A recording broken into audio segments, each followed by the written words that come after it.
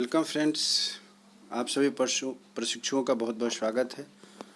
आज की इस वीडियो में हम लोग चर्चा करने जा रहे हैं, जैसा कि आप अवगत हों कि डीएलएड की परीक्षाएं शुरू हो रही है, जिसमें फर्स्ट ईयर और सेकेंड ईयर की दोनों परीक्षाएं आयोजित होंगी। पहले सेकेंड ईयर की परीक्षा होगी, फिर फर्स्ट ईयर की परीक्षा होगी। क्योंकि फर्स्ट ईयर में कुछ बच्चों के पेपर रुक गए हुए हैं और वह सेकेंड ईयर की परीक्षा लिख रहे हैं, वैसी स्थिति में वह फिर से जो पेपर रुक गया है वह सेकेंड ईयर की परीक्षा दे सकेंगे। तो आज की वीडियो में हम लोग चर्चा करने जा रहे हैं कि किस प्रकार से हम अपनी परीक्षा की तैयारी करें, जिन्हें अच्छा अंक लाने की ज़रूरत है, और कैसे पेपर लिखेंगे कि वह पेपर अपने अच्छे ढंग से लिखने के बाद अच्छे अंक आ सकते हैं। तो आज का हमारा वीडियो फर्स्ट ऑफ ऑल हम लोग डिस्कशन करेंगे कि उन किन मुख्य बातों को हम ध्यान में रखें, जो वीडियो के आखिरी तक आपको बताए जाएंगे। वीडियो को आखिरी तक देखें, वीडियो के साथ बने रहें। कौन कौन से ट्रिक हैं, कौन कौन से उपाय हैं जिनसे आप अच्छे नंबर प्राप्त कर सकते हैं, कैसे प्रश्नों के उत्तर लिखने हैं, 100 नंबर के पेपर में क्या होगा, कैसे होगा, इन सभी बातों पर हम लोग चर्चा करेंगे कि कैसे आप अच्छे नंबर ला सकते हैं। तो वीडियो पर यदि आप नए हैं एट एजुकेशनल अकेडमी 07 पर, तो कृपया चैनल को लाइक शेयर सब्सक्राइब करें। लाइक अवश्य करें, जिससे कि आपको आने वाली जो वीडियो है हमारी, उसकी इन्फॉर्मेशन आपको सबसे पहले पहुँचेगी। और शेयर अपने मित्रों के साथ इसलिए करें क्योंकि यदि आपके मित्र भी डीएलएड फर्स्ट ईयर की परीक्षा लिख रहे हैं, सेकेंड ईयर की परीक्षा लिख रहे हैं, तो वह इस मेथड से, इस विधि से, इस तरीक़ा से यदि परीक्षा को लिखते हैं तो अच्छा अंक प्राप्त कर सकते हैं। तो चलिए आज का वीडियो हम लोग शुरू करने जा रहे हैं, क्योंकि परीक्षा शुरू होने वाली है और परीक्षा शुरू होने से पहले आपको यह जानना आवश्यक है कि कैसे हम अपने उत्तर को लिखें कि अच्छा नंबर ला सकते हैं। एक चीज़ और आपको बताना चाहता हूं कि यह जो आप जो देख रहे हैं क्वेश्चन पेपर है, क्वेश्चन पेपर एक माध्यम मात्र रखा गया है, जिससे कि आपको समझने में आसानी हो। हर एक विषय के लिए अलग अलग नहीं बताए जा सकेंगे। हाँ, टाइप 2 होते हैं, एक 100 नंबर की पेपर होंगी और एक 50 नंबर की पेपर होंगी। आज हम लोग 100 नंबर के पेपर के लिए निर्धारित करने जा रहे हैं कि कैसे हम लोग उत्तर लिखें जिससे कि हमें अच्छे अंक आ सकते हैं। फिर हम लोग डिस्कशन करेंगे अगले वीडियो में कि 50 नंबर के लिए कैसे पेपर लिखें और उसमें कैसे अंक अच्छे प्राप्त कर सकते हैं।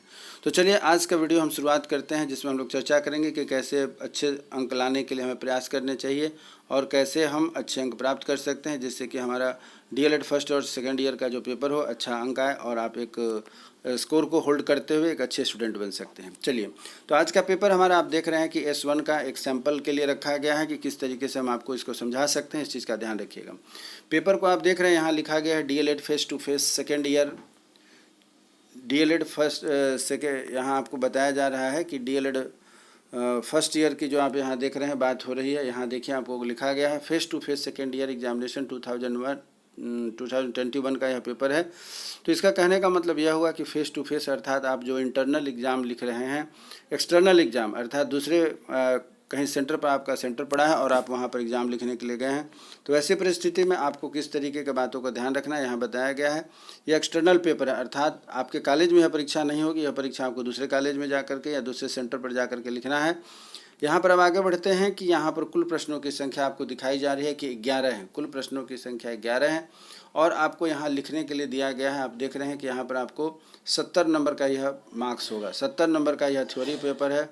70 नंबर का थ्योरी पेपर का मतलब हो गया कि आप 70 नंबर आपको खुद दूसरे स्कूल में दूसरे सेंटर पर जा कर के लिखना है, और बाकी का जो यह 30 नंबर है यह कैसे आपको प्राप्त होंगे, तो बाकी का 30 नंबर आपके अपने कॉलेज में असाइनमेंट के माध्यम से मिलेगा और इस प्रकार 100 नंबर का यह पेपर हो जाता है। तो आप देख रहे हैं कि 100 नंबर का पेपर को 2 भागों में बांटा गया है। तो आप 70 नंबर में कैसे प्रश्न का उत्तर लिखेंगे उस पर हम लोग आज चर्चा करेंगे, और 30 नंबर आपकी सुरक्षित है जो कि आपके कॉलेज में महाविद्यालय में हो रहा है, उस पर आप जो है कि ध्यान दीजिएगा कि वह 30 नंबर में मैक्सिमम से मैक्सिमम आपको कॉलेज के माध्यम से कैसे मिले। आप अपने कॉलेज से संपर्क करें जिससे कि आपको किसी तरह की परेशानी ना हो। अभी हम लोग चर्चा करने जा रहे हैं कि 30 नंबर का 70 नंबर का जो थ्योरी पेपर होगा उसको हम लोग कैसे लिखेंगे।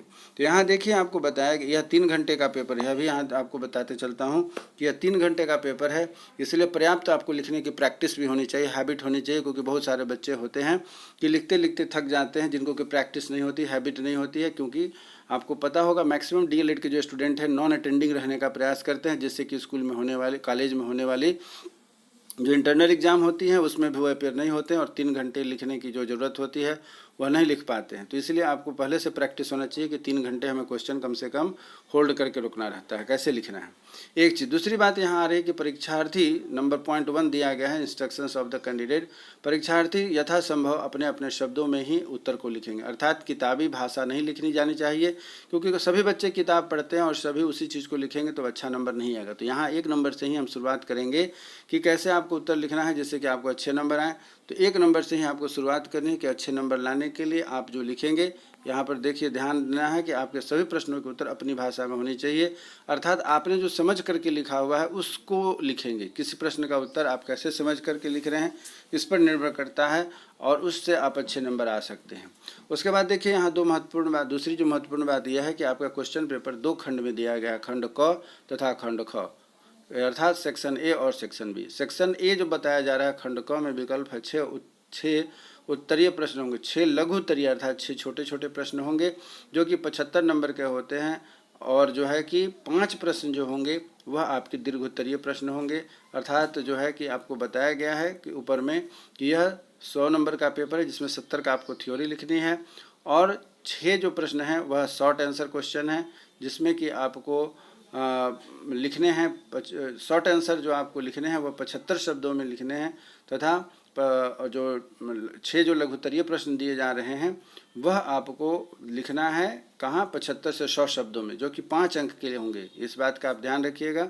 यह जो प्रश्न होगा यह 5 नंबर का प्रश्न होगा आपका। यहाँ जो है 6 जो प्रश्न लिखने हैं, छोटे छोटे जो आपको प्रश्न लिखने हैं, अर्थात 6 पंचे 30 नंबर का आपका जो होगा यहाँ पर छोटे छोटे प्रश्न लिखने हैं, और 6 प्रश्न अर्थात 30 नंबर के लिए निर्धारित किए गए हैं 75 से 100 शब्द में, अर्थात आप कोशिश करेंगे कि 100 शब्दों में लिखना है। तो यह तीसरा पॉइंट था, और आगे हम इसमें बताएंगे कि कौन कौन से ट्रिक लगा करके आप अपने प्रश्नों में प्रश्न का उत्तर लिखें, और यदि आप अच्छे से उत्तर लिखेंगे ट्रिक के माध्यम से तो आप जो है कि अच्छे अंक प्राप्त कर सकते हैं। तो आगे बढ़ते हैं। ट्रिक समझने के लिए वीडियो को शुरू से आखिरी तक देखते रहें, बीच में आप स्किप करेंगे तो शायद आप इस अपॉर्चुनिटी से मिस कर सकते हैं कि कैसे प्रश्नों के उत्तर लिखने हैं, इसलिए वीडियो को शुरू से आखिरी तक देखते चले। तो आपने पहला पॉइंट देखा कि प्रश्नों के उत्तर अपनी भाषा में लिखना है। दूसरा टॉपिक आपने देखा, दूसरा पॉइंट कि खंड क तथा खंड ख अर्थात सेक्शन ए और सेक्शन बी 2 भाग में प्रश्न रहेंगे, जिसमें पहला भाग जो होगा वह पॉइंट 3 में आपको मैं बता रहा हूँ कि पहला भाग जो होगा वह शॉर्ट टाइप आंसर होगा, अर्थात 6 प्रश्न दिए रहेंगे, उसमें से 75 से 100 शब्द अर्थात 100 शब्दों के बीच में आपको उत्तर लिखने हैं, और प्रत्येक जो है कि 5-5 अंक के होते हैं, अर्थात 6 पंचे 30 नंबर का यह पेपर आपका पूरा हो गया सेक्शन ए के माध्यम से। अब हम लोग आगे बढ़ते हैं कि सेक्शन बी के माध्यम से आपको क्या देखने को मिलता है। तो सेक्शन बी के माध्यम से यहाँ हम देखेंगे, सेक्शन बी आपको खंड ख जो होता है 5 दीर्घ उत्तरीय प्रश्न लॉन्ग टाइप आंसर रहते हैं, जिसमें से किन्हीं 4 प्रश्नों के उत्तर प्रत्येक लगभग 200 से 250 शब्द, अर्थात 200 शब्द में आप नहीं लिखेंगे, कोशिश करेंगे 250 शब्द प्लस लिखने के लिए, क्योंकि वहाँ पर आप जब अच्छे से उत्तर लिखेंगे तो निश्चित रूप से है कि 250 से ऊपर शब्द चला जाएगा, और कोशिश आपको रखना है कि 250 से 300 शब्द, यहाँ कहा गया है 250 शब्दों में, परंतु आप प्रयास करेंगे कि कम से कम 300 शब्दों में आप उत्तर लिखें। अन्य सभी बच्चों जो अच्छे से उत्तर लिखना चाहते हैं उन्हें इन बात का ध्यान रखना चाहिए। अब बात यहाँ आती है कि पॉइंट जो 4 हमने अभी क्लियर किया कि यहाँ पर आपको 10 अंक के 4 प्रश्न होंगे, इसमें से आपको जो है कि 10 चौक 40 नंबर के सेक्शन बी हो जाता है और 30 नंबर का सेक्शन ए होता है। तो इस प्रकार आप देखते हैं कि 70 नंबर का आपका प्रश्न होता है, प्रश्न पेपर है। अब जो हमारा अगला पॉइंट है, पॉइंट नंबर 5, इसमें कहा गया है कि किसी प्रकार के इलेक्ट्रॉनिक उपकरण का प्रयोग आप नहीं करेंगे जिससे कि आपको किसी तरीके की समस्या हो, कक्षा में आपको, क्लासरूम में आपको परेशानी किया जाए। चलिए इसी प्रकार आगे बढ़ते हैं कि यहाँ देखिए, अब जो मैं बताने जा रहा हूँ इस चीज़ का आपको ध्यान रखना है कि कैसे हमें उत्तर लिखना है। अब यहाँ देखिए कि उत्तर जो हमें लिखना है उसमें क्या हम करेंगे। यहाँ उत्तर जो लिखेंगे, यहाँ देखिए आपको कि जैसे बताया गया है कि क्वेश्चन नंबर 1 की यदि मैं बात करता हूँ, यहाँ देखिए क्वेश्चन नंबर 1 जो सेक्शन ए है, सेक्शन ए में आपको क्या करना है इस चीज़ का आप ध्यान रखेंगे। जैसे यहाँ पर आपको दिया गया है कि पहला प्रश्न है सामाजिक न्याय की अवधारणा को स्पष्ट करें या असमानता का तात्पर्य क्या है। अब देखिए यहाँ पर अथवा करके दिया गया, तो अथवा से अभिप्राय यह है कि 2 में जो प्रश्न आपको दिए गए हैं, अथवा के ऊपर जो प्रश्न लिखा गया है सामाजिक न्याय और उसके नीचे लिखा गया असमानता का तात्पर्य, इन दोनों में से किसी एक प्रश्न पर आपको उत्तर लिखना है। अगर आप गौर से ध्यान देते हैं तो इन दोनों प्रश्नों का उत्तर एक ही तरीके से लिखा जाएगा, अर्थात सबसे पहले सामाजिकता की आपको परिभाषा देना है, समाज क्या है, फिर उसमें असमानता क्या है, और उसमें जब असमानता या समानता की चर्चा करेंगे, अर्थात समानता जहाँ समझ में आएगी उसका विपरीत होता है असमानता। तो किसी के प्रति समाज में यदि हम अपेक्षा का भाव रखते हैं, असमानता का भाव रखते हैं, तो वैसी स्थिति में सामाजिक न्याय प्रभावित हो जाती है। तो इस प्रकार आप देख रहे हैं कि एक ही प्रश्न में दोनों का उत्तर छिपा है। अब आप इसको कितने अच्छे से व्याख्या कर सकते हैं आपके ऊपर निर्भर करता है। तो सेक्शन ए में जो आपको बताया जा रहा है, इस बात का ध्यान रखना है कि सेक्शन ए से अभिप्राय यह हुआ कि आपको 1 से लेकर के 6 तक के जितने भी प्रश्न होंगे उन सभी प्रश्नों को अथवा के माध्यम से आपको लिखना है, अथवा के माध्यम से लिखना है। जैसे कि आप देख रहे हैं कि प्रश्न संख्या 1 में अथवा के ऊपर और नीचे 2 प्रश्न दिए हैं, उसमें से किसी एक प्रश्न का उत्तर लिखना है। इसी प्रकार नंबर 2 में भी देखिए अथवा है, उसके ऊपर और नीचे दोनों ही तरह के प्रश्न हैं, उसमें से किसी एक का जवाब देना है। तीसरा प्रश्न भी आप देखेंगे कि प्रश्न संख्या जो यहाँ पर आपको दी गई है उसमें आप देख रहे हैं कि अथवा के द्वारा 2 प्रश्न दिए गए हैं, दोनों का जो है दोनों में से किसी एक का आपको उत्तर लिखना है। चौथा प्रश्न भी इसी प्रकार आप देख रहे हैं, अथवा के ऊपर और अथवा के नीचे दोनों तरह के हैं। एक चीज़ और आप ध्यान देखिएगा कि बिहार विद्यालय परीक्षा समिति के माध्यम से जो परीक्षा आयोजित होती है, इसमें ज़्यादातर बच्चे जो हैं कि प्रश्नों को उत्तर हिंदी मीडियम से लिखते हैं, क्योंकि बिहार विद्यालय परीक्षा के समिति के जो स्टूडेंट होते हैं वे सभी हिंदी मीडियम के स्टूडेंट होते हैं। बहुत कम ऐसे स्टूडेंट होते हैं जो इंग्लिश मीडियम के स्टूडेंट होते हैं, और हिंदी मीडियम के स्टूडेंट होने के नाते उन्हें हिंदी में उत्तर देना आसान होता है। परंतु लगभग हर विद्यालय में 20 से 25% ऐसे होते हैं जो इंग्लिश मीडियम के स्टूडेंट होते हैं। इसमें एक बात आपको महत्वपूर्ण मैं आपको बताना चाहता हूं कि जिस समय आप परीक्षा का एग्ज़ाम फॉर्म भर रहे थे, उस एग्ज़ाम फॉर्म भरते समय आपने मीडियम लिखा हुआ होगा कि आपको हिंदी में लिखना है या इंग्लिश में लिखना है, तो कृपया उसे आप नहीं बदलेंगे। यह ट्रिक नंबर जो मैंने आपको बताया था कि बीच बीच में बताऊंगा, यह ट्रिक कौन सा है, तो यह ट्रिक यह भी और भी आगे मैं आपको इसका ट्रिक बताऊंगा कि कैसे आप अच्छे अंक ला सकते हैं। तो यह भी एक ट्रिक है कि यदि आप हिंदी या इंग्लिश जो आपने लिखा हुआ परीक्षा फॉर्म भरते समय भाषा का जो आपने सिलेक्शन किया हुआ उसी भाषा में उत्तर दीजिएगा। यदि आप चाहते हैं कि नहीं कभी हम हिंदी लिख दें कभी इंग्लिश लिख दें, वैसी स्थिति में आपकी कॉपी रिजेक्ट हो सकती है, रिजल्ट आपके पेंडिंग हो सकती है। तो इस चीज़ का आप ध्यान रखेंगे कि जब उत्तर लिखें उस समय आपने जो परीक्षा फॉर्म भरते समय भाषा का सिलेक्शन किया है, चूज़ किया है, उसी भाषा में प्रश्न का उत्तर देंगे। तो इस प्रकार आप देख रहे हैं कि हम आगे जब बढ़ रहे हैं तो क्वेश्चन नंबर 1 से लेकर के 6 तक जो कि सेक्शन ए होता है, इसमें सभी प्रश्न अथवा के माध्यम से आपको दिए जाते हैं। तो आपको 6 प्रश्न अर्थात जो है कि 12 प्रश्न है, 12 में से किन्हीं 6 प्रश्नों का उत्तर देना है। लेकिन ध्यान यह रखना है कि सभी प्रश्न में जो 1 से 6 तक 6 प्रश्न हैं उस सबों में 2-2 प्रश्न दिए गए, 2 में से किसी एक प्रश्न का जवाब देना है। अर्थात 1 के 2 प्रश्न है उसमें से कोई एक, 2 के 2 प्रश्न है उसमें से कोई एक। इसी प्रकार क्वेश्चन नंबर 6 तक 2 प्रश्न दिए गए, उसमें से किसी एक प्रश्न का आपको जवाब देना है। चलिए आगे बढ़ते हैं, अब खंड ख की ओर बढ़ते हैं। खंड ख में क्या विशेषता है इस पर मैं आपको बताना चाहता हूँ। यहाँ दिया गया है कि दीर्घ उत्तरीय प्रश्न है। आप देख रहे हैं खंड ख जो है दीर्घ उत्तरीय प्रश्न है। प्रत्येक खंड जो है 200 से 250 शब्दों में 4 प्रश्नों के उत्तर देने हैं। अर्थात आपको करना क्या है कि कोशिश रहे कि 250 से 300 शब्दों के बीच में आपको उत्तर देना है। यहाँ जो 7वां प्रश्न बनता है, यहाँ आप देखिएगा कि शिक्षा की गुणवत्ता निर्धारित करने वाले कारकों को सविस्तार से समझाएं, या असमानता के मामले में भाषा का क्या महत्व है। यहाँ देखिए पकड़ने की बात यह है कि यहाँ पर भाषा के बारे में आपसे पूछा जा रहा है और ऊपर में शिक्षा की गुणवत्ता के बारे में पूछा जा रहा है। तो निश्चित रूप से भाषा जो होती है उत्तम शिक्षा की पहली पहचान होती है। यदि भाषा आपकी सरल नहीं होगी, भाषा अच्छी नहीं होगी, तो आपकी शिक्षण की गुणवत्ता नहीं बढ़ सकती। या तो आप लिखने वाले स्टूडेंट हो या बोलने वाले हो या किसी भी तरीके से लिखित या मौखिक किसी भी माध्यम से जब अपनी बात को आप प्रकट करते हैं तो भाषा बहुत महत्वपूर्ण स्थान रखती है।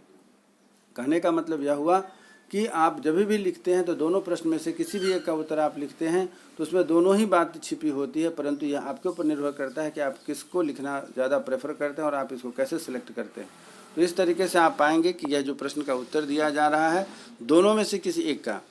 उसके बाद बारी आती है कि यहाँ पर 8वां प्रश्न भी देख रहे हैं, उसी तरीके से अथवा करके दिया है, उसका उत्तर आपको देना है।